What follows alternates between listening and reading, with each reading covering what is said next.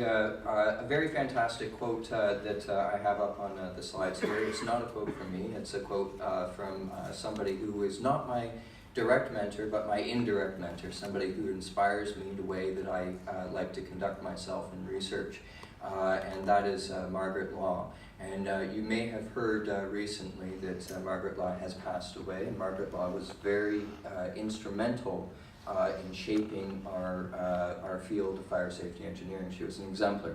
And she has a very interesting quote here, and this is a quote that really inspires this paper in a way that the collaboration was formed with it. And effectively, what she's saying is that as researchers, we tend to get very excited.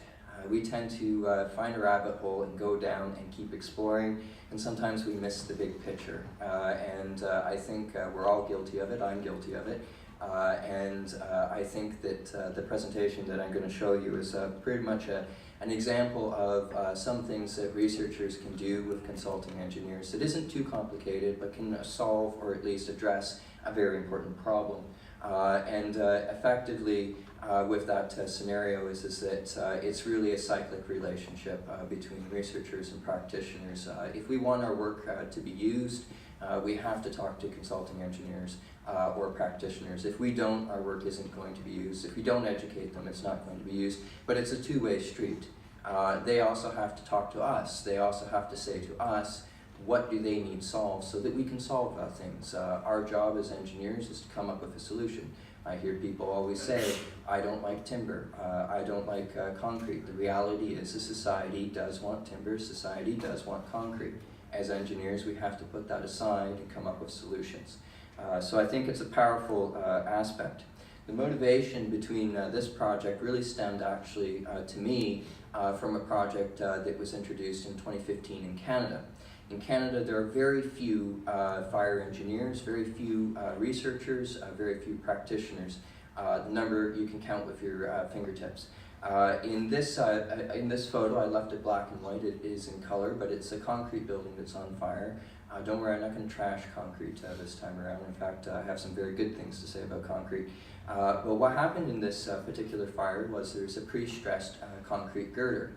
There's a pre-stressed concrete girder that nobody could come up with a way to analyze because they wanted to see if they could salvage this thing. It required a very sophisticated knowledge of pre-stressing steel.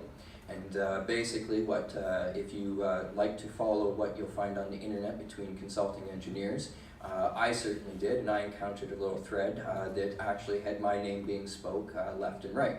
And within it, some people are saying, oh, you should read John Gales' papers on post-tension concrete. They're really good. The practitioner responded, that's theoretical and research. I need a real-world example to solve my problem. I have clients and lawyers to deal with. That shocked me. This was in 2015. I was very shocked that my work was fairly irrelevant to practitioners. But it was very motivating to me in a way that I realized that if I'm going to make my research on post-tension concrete useful, I needed to actually start talking to consulting engineers. There weren't many in Canada, so I needed to reach out abroad, and that's effectively what I was doing. And that's basically where we come to today. It's a long journey. It's a story that never seems to end. Apparently, CIF can't get enough of my post-tension concrete rants. What you're seeing here is a skyline. It's a skyline of real buildings, not post-tension concrete or so, but steel frame buildings. Steel frame buildings that were designed with a new methodology called traveling fires methodology, or the improved traveling fires methodology. And this work, as I've mentioned before, is a true collaboration of consultancy with ARUP, and the analysis I'm not going to take credit for, even though I'd love to take credit for it. The analysis was performed by a third-year undergraduate student who was very excited about this project and being involved. But I do think it has some implications. In particular, traveling fires have not been looked at for post-tension concrete, to my awareness, at least within the public domain, where we can read about it. But they have been used within other structures and talked about, particularly steel frame buildings. So just as a little recap, I don't want to spend too much time on it because I want to rant about other things. But I do think it's worthwhile to kind of talk about some of the things of the state of the art where we actually are with it. I did promise this quote at the woodworking shop, and I do have my own statement at the bottom that when I look at it again, I actually disagree with it today, even though I wrote it a couple of days ago. But this quote comes from an ASTM committee meeting in 1928. Okay, this is before INBRD comes up with his severity limits, and it's talking about just using the standard fire. It also touches upon issues about incombustibility and combustibility.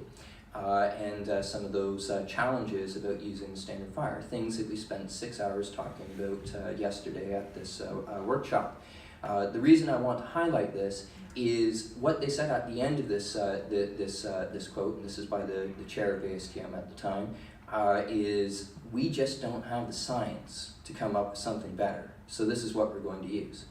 They didn't say that this was the thing that should be used. They weren't really building timber structures. And again, this isn't about timber. This is about fires and design fires. Was the standard fire really the design fire to use? Well, at the time, that's all they had. That was all that they could do because the science wasn't there. So the question really is the science there to use something else? When we're mentioning traveling fires, parametric fires, is the science there to back it up? Originally, a couple of days ago when I wrote this, I said, yes, the science is there. It's definitely there. But then I started really reflecting on it, and I'm not so sure. And I'll let you be the judge of that as we go through this conceptual problem about post-tension concrete and traveling fires. This is the Scalpel building, which used the traveling fires framework. And I think if you want to be inspired by things structural fire engineers can do, if you really want to be inspired, take a walk through the financial district in London, and you'll be stricken with a number of fire engineered structures over there. I take students there all the time to try to inspire them about what our field can achieve. It's a very remarkable area, and it's a very complex area because these structures are dealing with very complex configurations that require tool sets, require us to come up with ways to solve some very unique problems. And I'm not going to spend too much time talking about Scalpel other than that it's a large floor plate, okay? And these are things that we're looking at when we look at traveling fires. Now, whether you agree of whether traveling fires are real or fake or whatever, we do have to acknowledge that within large compartments, fire dynamics is going to be a little bit different, maybe even a lot different, okay? And we still have to start considering some of that, and we need a practical tool set that allows us to analyze this because the clients want this, okay? The clients want these large open spaces, and we have to find ways to deliver. Sometimes they want it too soon, and we're not ready to give it to them, but we still have to address these problems as we go forward with it. And it's a remarkable building at the end, and this was actually a collaboration between researchers and practitioners which enabled this structure. A PhD was working on this project with practitioners, and the outcome was a very remarkable structure that is in the financial district. And I think that's really inspiring, especially when you want to take the youths of our program and show them what they can do, okay? That a PhD student can be involved in a project. If you want to get PhD students involved in your research, the best way to do them is show that there's a tangible outcome of the research, that they can change something. That really inspires them. So that's basically, I won't spend too much time on the framework here of where it is, but there's lots of papers about traveling fires methodology, lots of areas where we can develop things further. But where we are at is I wanted to look at this problem from a realistic point of view. So moving a little bit forward, I'm going to skip it to this case study. So this is actually a real structure. This post-tension. Now, we didn't design it using traveling fires, but we thought, hey, what the hell, let's analyze it using traveling fires and see if we can come up with some ways that could actually improve the section with this. So what we ended up doing is that we looked at the floor plan here, and you can see it's a very large floor plan, lots of open space. I mean, 80 meters by 65 meters, that's crazy. But lots of open space and pretty much ripe to look at with the traveling fires methodology. What we wanted to look at is how long could a pre-stressing tendon actually be. So we wanted to analyze it under a range of different fires, not just traveling fires, but parametric and standard as well. So those were the design fires. So I think at the end there was a very significant bulk of design fires which we were trying to determine the optimum pre-stressing strand length that would be unbonded, that wouldn't rupture or lose too much stress. So we did, we had a creep model and stress relaxation model that could describe the pre-stressing force as it would break down. We validated it and verified it against real test data that I talked about in previous lectures. There is a book that you can read that gives all the raw data to that. One of the things I did want to mention, I talked a little bit to Charles earlier about it, and I think the picture's kind of taken a little bit out of context here, but the message that I wanted to convey is that when you see models out there and you get very excited about using them, use them with a little grain of salt, okay? Just because it says it's from New Zealand, that the model represents New Zealand steel, doesn't necessarily mean that this is the exact grade and behavior of the steel that you're going to get. You have to do a little bit of quality verification with it. Nevertheless, we did our analysis with 2 different types of models to look at a range of conditions. We looked at severely localized traveling fires, severely uniform traveling fires, and then we assessed the range and developed a series of contours which could effectively be looked at as, do you have propensity for strength failure? Do you have propensity for stress failure? Now, the question that I would ask when seeing this is about how did you define these measures of failure? How do you define measures of failure for stress? How do you define measures of failure for strength? What about the concrete damage and such? And there's still lots of research. This is only the tendon behavior that is being considered, but what we do have to define when we want to define how structures are being designed is acceptance criteria, okay? And when you look at concrete structures, there's very little acceptance criterion out there that can help us guide our design of structures.